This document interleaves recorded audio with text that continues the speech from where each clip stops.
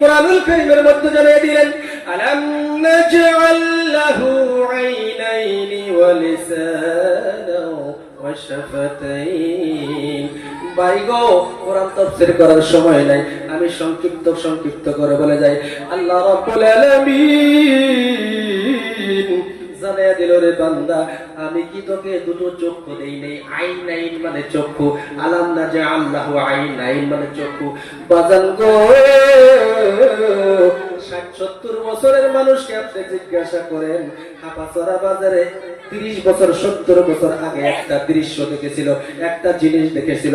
ওই মুরব্বীকে আপনি এখন বলবেন, মুরব্বী গো, ৪০ বছর আগে আপনি একটা জিনিস দেখেছিলেন, আপনার কি মনে আছে?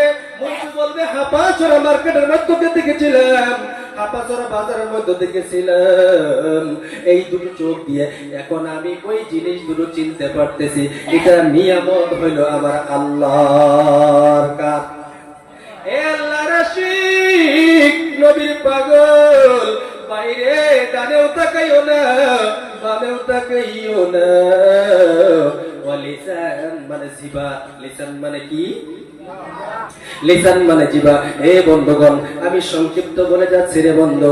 আল্লাহ রাব্বুল আলামিন বলল, তোমাকে একটা জিহ্বা দান করলাম। এই জিহ্বাটা শুকনো করে দিলে তুমি কিচ্ছু খাইতে পারতে না, কোনো স্বাদ বুঝতে পারতে না, ঝাল নুন মিষ্টি টক তুমি বুঝতে পারতে না রে যুবক, বুঝতে পারতে না। আমি আল্লাহ রাব্বুল আলামিন এমন সিস্টেমের জিহ্বাটা আমি বসাইয়া দিলাম রে।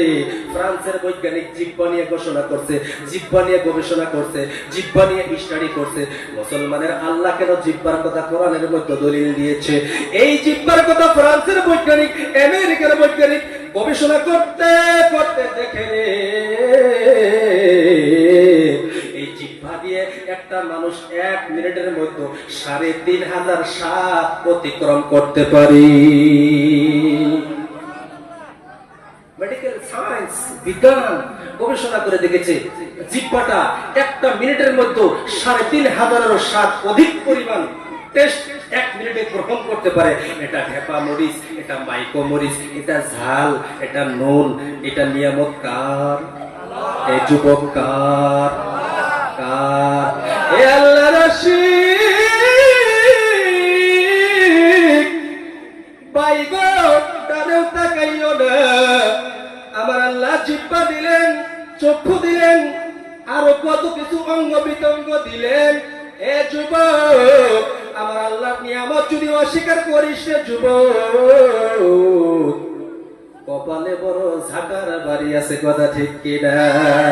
কোরআনের পিছু লাগিও না রে যুবক। কোরআনকে যদি ভালো না পাও, হিংসা করিও না। কোরআনের বাগানে যদি না আসো, ওই কোরআনের বিরোধী করিও না রে যুবক। এ আল্লাহর আশিক কে বলিয়া যায়, বিশ্বনবী মুহাম্মদুর রাসূলুল্লাহ সাল্লাল্লাহু আলাইহি সাল্লাম বলেছেন, জানিয়ে দিয়েছেন, ফজরের নামাজের পরে অর্থাৎ ৫ ওয়াক্ত নামাজের পরে কোন মানুষ যদি সালাম ফিরানির পরে আয়াতুল কুরসি একবার পড়তে পারে, মানুষটা মরতে দেরি, জান্নাত পাইতে দেরি হবে না। নামাজ তো আমরা পড়ি না, নামাজের ধারের কাছেও যাই না, কথা ঠিক কিনা? এ বন্ধুগণ, সংক্ষিপ্ত কাটিয়া বলতেছি, আল্লাহর নবী সাল্লাল্লাহু আলাইহি সাল্লাম মসজিদের মধ্যে বয়ান করতেছে, ও বাবা সাহাবারা, তোমরা বিনা প্রয়োজনে বাড়িতে নামাজ পড়িও নাকি? বিনা প্রয়োজনে বাড়িতে নামাজ পড়লে নামাজ আল্লাহ কবুল করবে না? না, কবুল করবে না। ওই মজমার মধ্যে ছিল একটা অন্ধ সাহাবী দৌড়িয়ে বাড়িতে চলে গেল। ও বিবি রে, আল্লাহর নবী বয়ান করেছে, বিনা প্রয়োজনে বাড়িতে নামাজ পড়লে ওই নামাজ আল্লাহ কবুল করবে না। বিবি রে,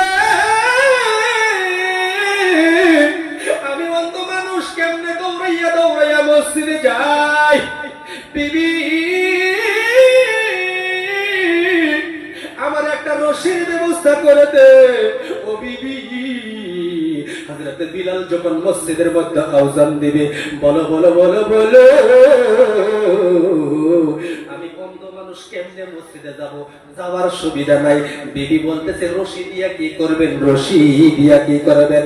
সাহাবী বলতেছে, ও বিবি, রশির একটা মাথা কোমরের মধ্যে পেঁচাবো আর একটা রশির পাতা আমি মসজিদের গম্বুজের মধ্যে পেঁচাবো রে বিবি। হযরতে বিলাল যখন আওযান দিবি, আওযান দেওয়ার সাথে সাথে রশি ধরে ধরে রে বিবি আমি আল্লাহর ঘর মসজিদে গিয়ে নামাজ আদায় করব। এ গারগাঁওবাসী, হাপাতরাবাসী, অন্য সাহাবীর নামাজের গুরুত্ব, কানা সাহাবীর নামাজের গুরুত্ব রে যুবক, তুমি কেন মসজিদে এসে নামাজ পড়তে পারো না?